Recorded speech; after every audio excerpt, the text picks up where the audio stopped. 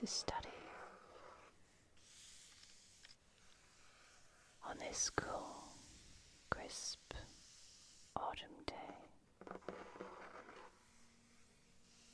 There are some beautiful colors out there when the mist lifts from the edge of the woods. Bright crimson red, golden yellow, and bright yellow green.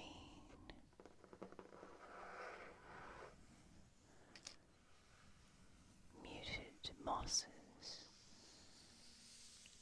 and the low sun casts a pink glow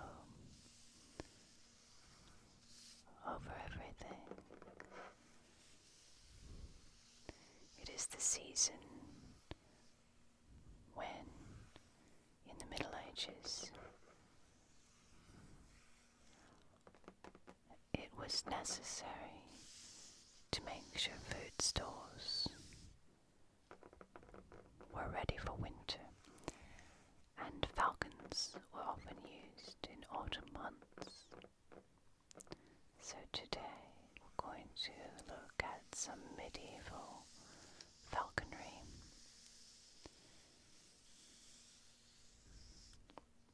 We're going to do a little bit of reading from some texts and books. There will be book sounds, page turning, lots of pictures, and then we'll look at a digitized manuscript at the Vatican Library. So relax and prepare for a birdie session.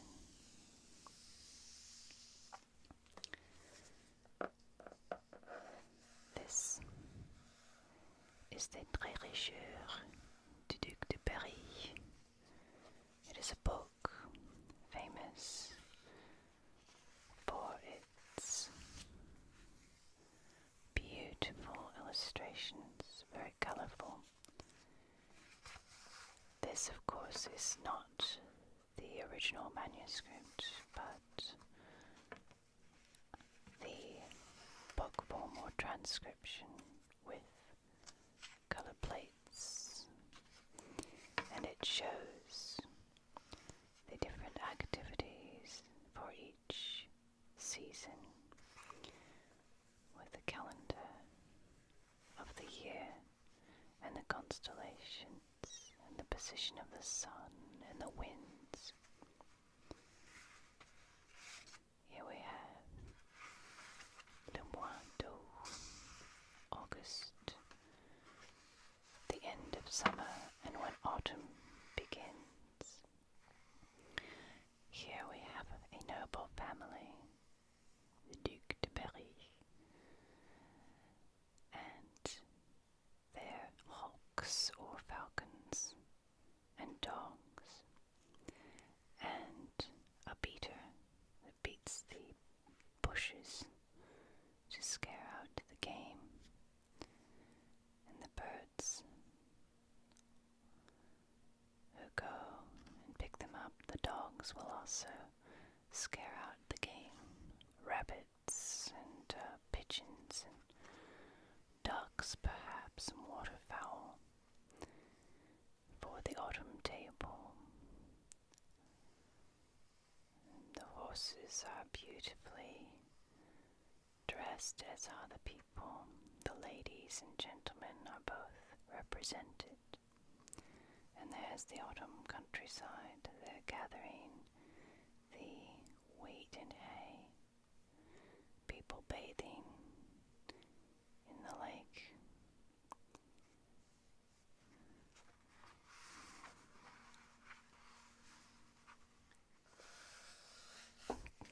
So we can see that falconry, or hunting with hawks and falcons and birds of prey, was an important part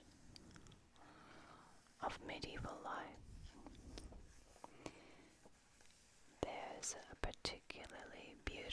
passage in La Prise d'Orange.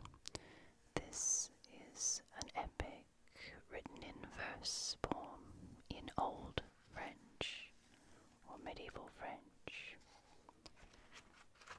and it is about our hero Guillaume d'Orange, or Guillaume d'Aquitaine, who was Charlemagne's nephew, and in his youth he made a conquest of several Saracen-occupied cities, or cities that the Saracens had taken. He retook them. Of course, this is all epic, so it's all a story. In Prise d'Orange, it talks about the city of Orange in the south of France, occupied by Saracens, and Guillaume sits in Nîmes with his nephew Bertrand and his friends about him, and he hears as a visitor comes and tells him about the beautiful Saracen princess of Orange. So that is what I would like to read to you.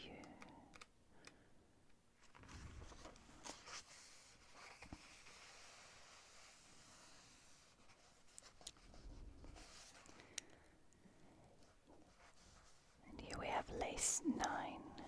You can see the end of each line has an assonance, and these are written in decasyllables, so there's a rhythm to this beautiful old language. We'll start here from line 254, lace 9. Il n'a si belle en la chrétienté, non païenne qu'en y sache trouver, belle à la corps et cheville immolée, et vers les oeils comme faucon muet.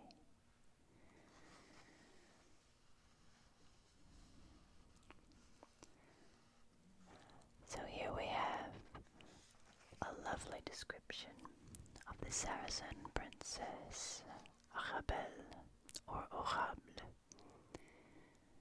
It says, "There is none so beautiful to be found in all Christendom, nor among pagans. Her body is beautiful, slender and soft, and her eyes the colours of a moulted falcon, comme faucon muet." Now this might seem quite laughable to the modern mind, but when we think about the Middle Ages and how the nobility valued birds of prey for hunting, how the falcons were so prized, we can see that this is actually quite a comparison of superlative beauty. A falcon was seen as something very valuable, and also very wild. It had to be trained but could never completely be tamed. So it says a lot about this beautiful Saracen princess. Also, a falcon that is molted has just lost all of his feathers, and as all of his new feathers, the fresh, new, beautiful ones. And the Peregrine Falcon has a beautiful, beautiful light blue-gray color. So we can possibly say that her eyes are the colors of a falcon in the full splendor of its plumage.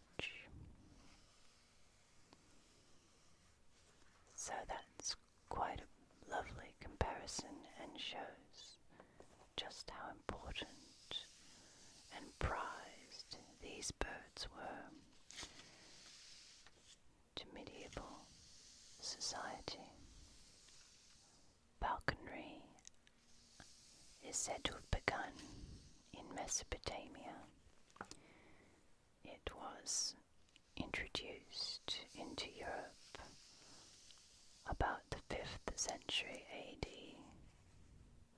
with invasions of mounted peoples from the east. And in Europe, in the Middle Ages, this sport reached its pinnacle. In the last half of the first millennium, from about 500 to about 1000 AD,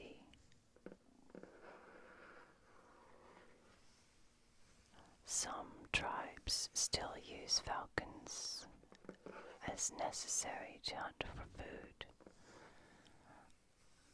but this sport soon became a status symbol among the nobility in Europe. We have lots of documentation from France, Germany, Italy, and England.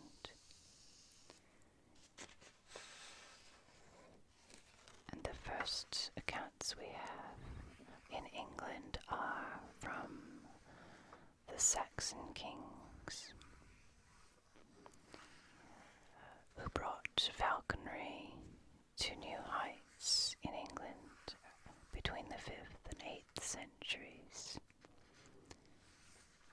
So much so that an English monarch was said to always keep in his possession a wide variety of birds of prey, falcons and hawks, and this collection would traditionally be presented to a king at the time of his coronation. We also have the example of the office called the Master of the Muse. This was especially created in medieval England for the man who would look after the king's birds. Also in England, the clergy were allowed to own falcons and hunted with them alongside the nobility and the ladies. It's a very well-known sport. These 3 panels are from a book called The Sports and Pastimes of the People of England from the Earliest Period, written by Joseph Strutt in 1801.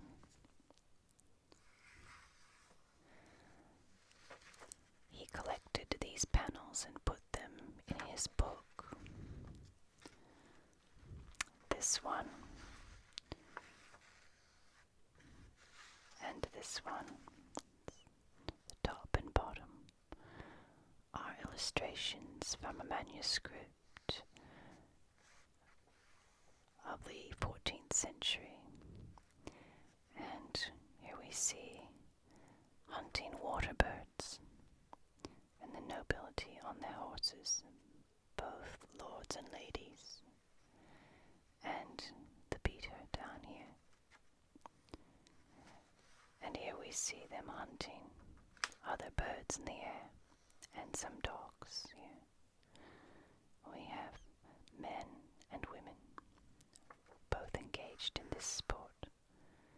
So those are both 14th century. And this one is even earlier, that Mr. Strutt has taken and put in his book. This one is possibly late 10th, early 11th century, and it's from a Saxon manuscript showing the nobleman and his master of the Muse or falconer, and they're hunting waterfowl along the water here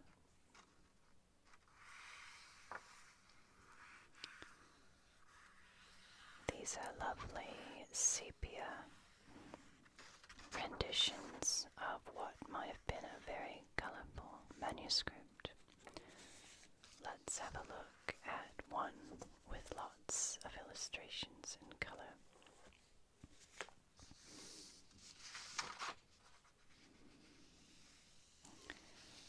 These are printed out from the digital copy that we will have a look at on Falconry and Ornithology.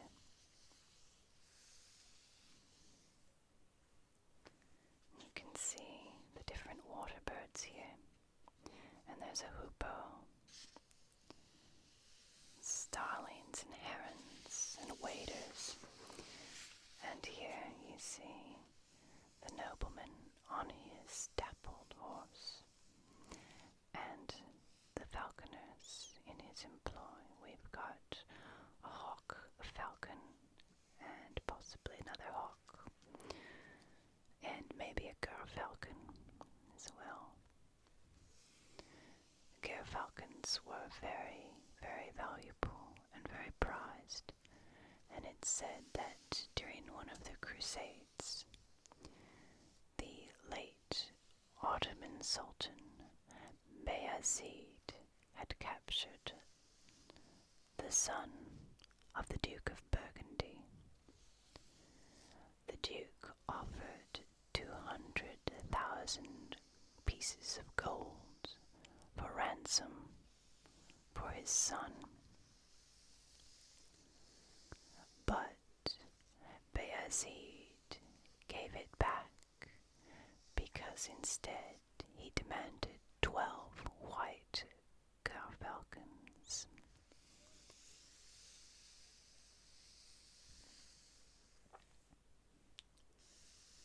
So prized were they were also used as gifts and as signs of peace. Peregrines being the most beautiful.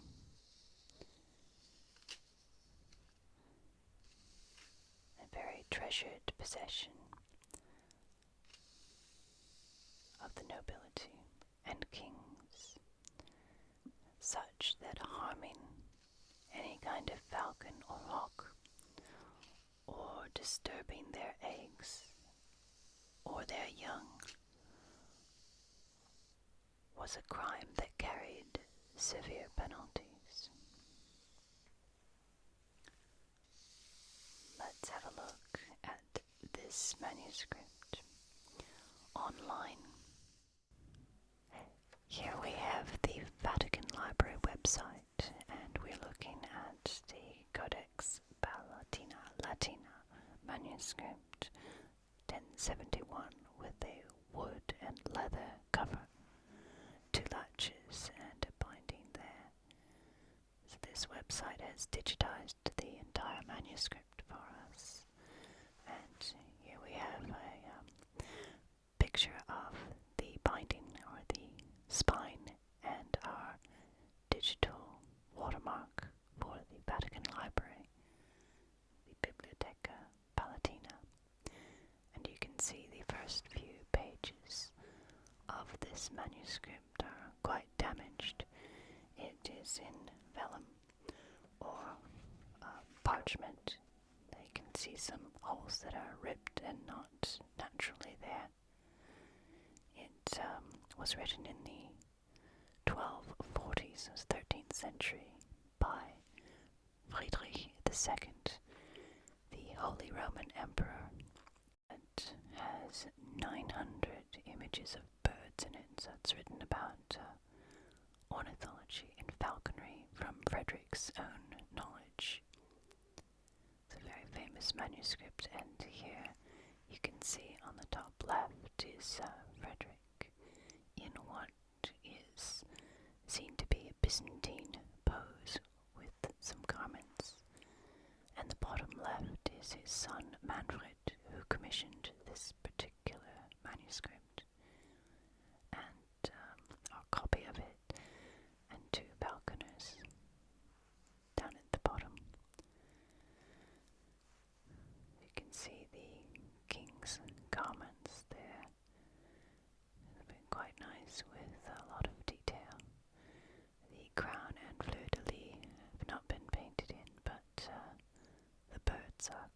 wasn't.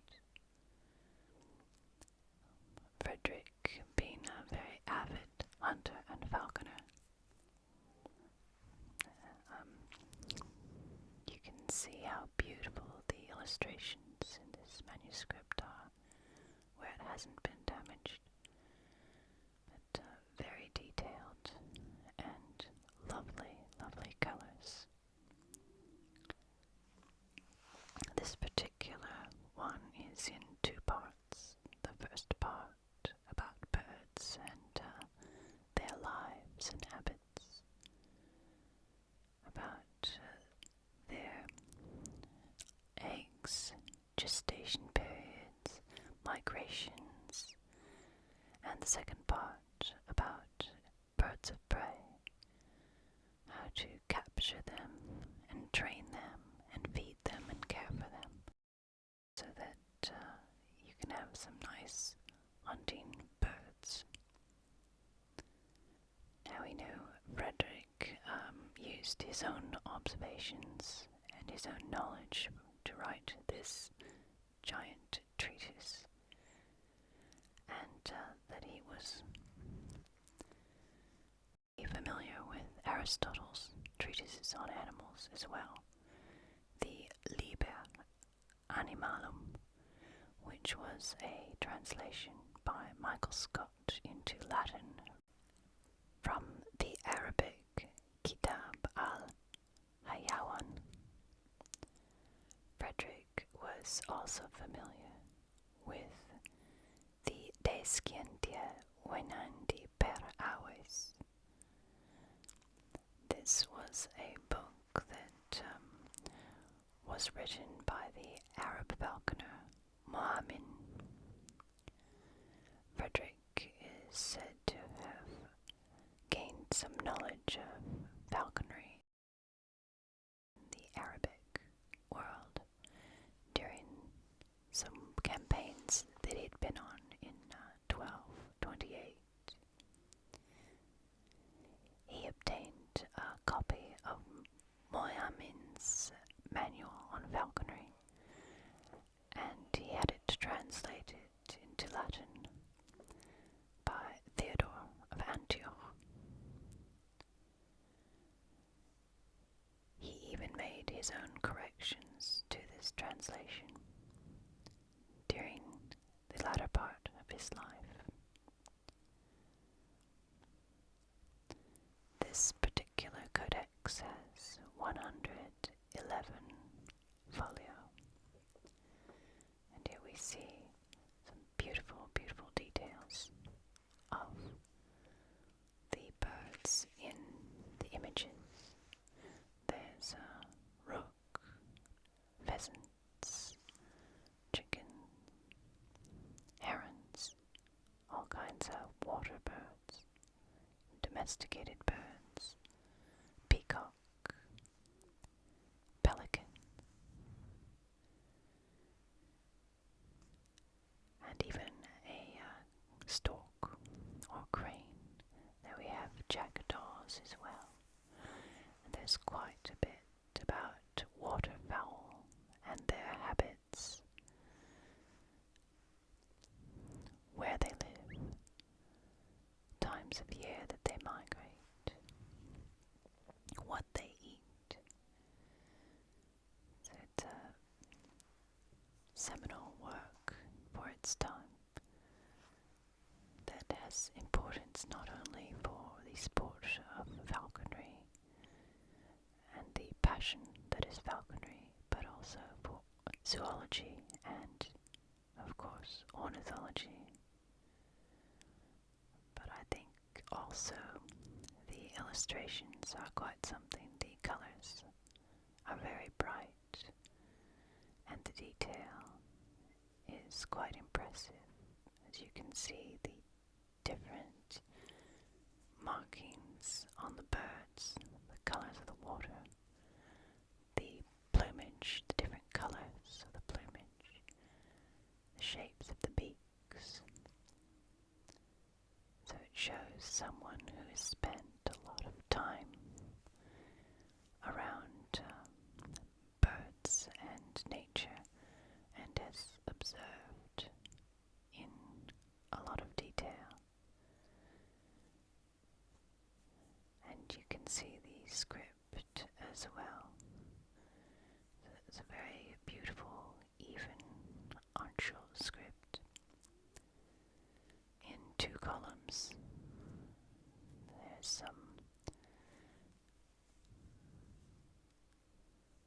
comments as well in the margins to help read by someone who has picked up this codex after some of the ink is faded. And then colors are just brilliant in some of these, where you can see where the birds are making their nests and how they catch fish and small prey, and all the different types of falcon as well, or hunting birds and hawks. The small one was a Merlin falcon, the white one a Gyr falcon, and also Peregrine. The Merlin falcon was seen as the lady's bird of choice, as it was small and easy to handle, and has a very sweet temperament. This bird would catch pigeons and other small birds, so it usually wasn't the type of game that would go on the table. Rather, it was something for the birds to eat. And here we see how one of the masters of the Muse is dangling from the cliff to collect the baby birds on a rope, and how he raises these baby birds, what he feeds them, and how they incubate the eggs. And they've got birdhouses, so that every detail is described here on how to raise and train a bird of prey to hunt with you. All the accoutrements are described, the leather,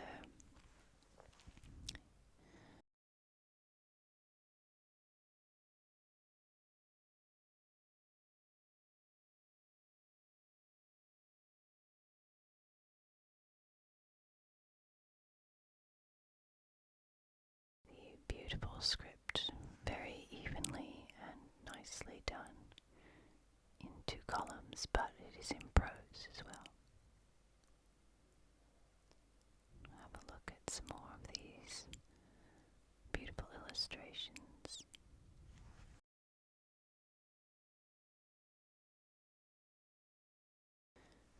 You can see also the surcoats and tunics that are worn by the masters of the falcons, the Muse. And also how we've got one of them taking a little swim, bathing in the pond. He's taken his clothes and laid them aside while his bird is feasting on a duck, some local waterfowl.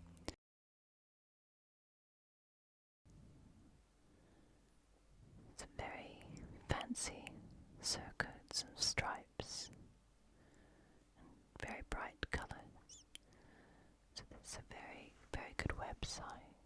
You can find much of the Vatican collection that has been digitized, and it's free for everyone to see. We get some more of these beautiful details of the falcons and their handlers, and also how they're presented to the nobility, and how they go hawking with them.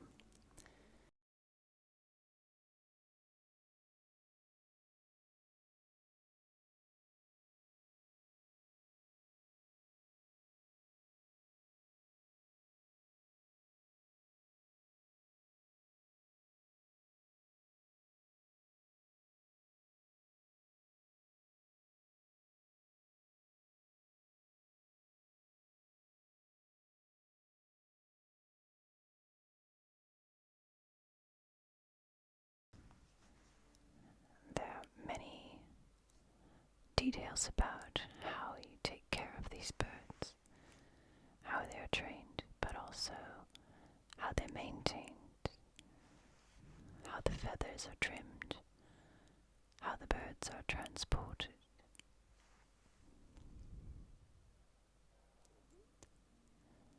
How they're perched, how they're carried, and how they're trained to hunt along with dogs, and from the arm of someone on horseback. And you can see that this manuscript is unfinished in some places, particularly near the end, where we have just outlines that have not been coloured in yet. But the costumes are very detailed, as are the birds in plumage, showing a certain status amongst the keepers of the falcons and hawks, or the masters of the mews, as they would be called in England.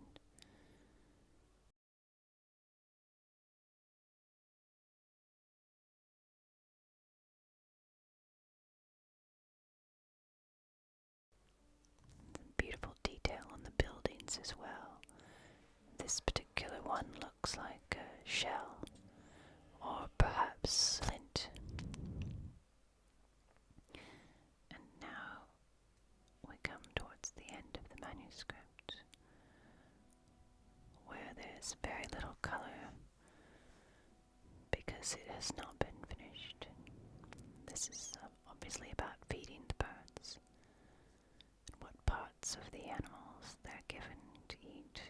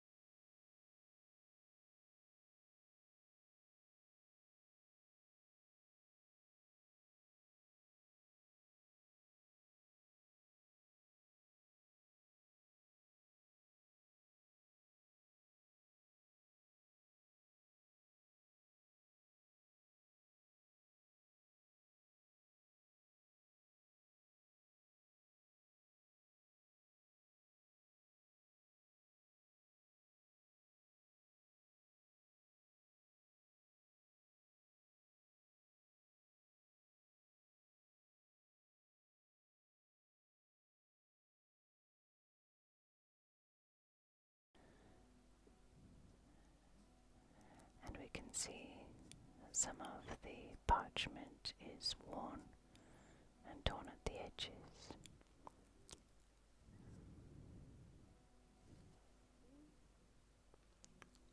So that's our look at the manuscript Palatina Latina 1071 De arte venandi cum avibus.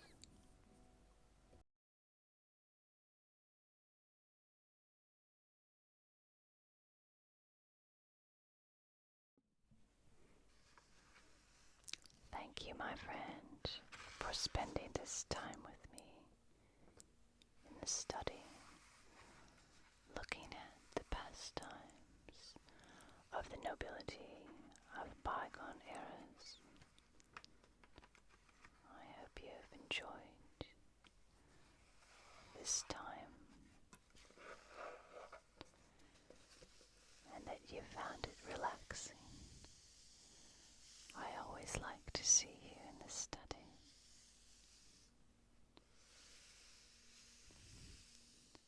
Have a beautiful, beautiful day, evening, or night. Be good to yourself.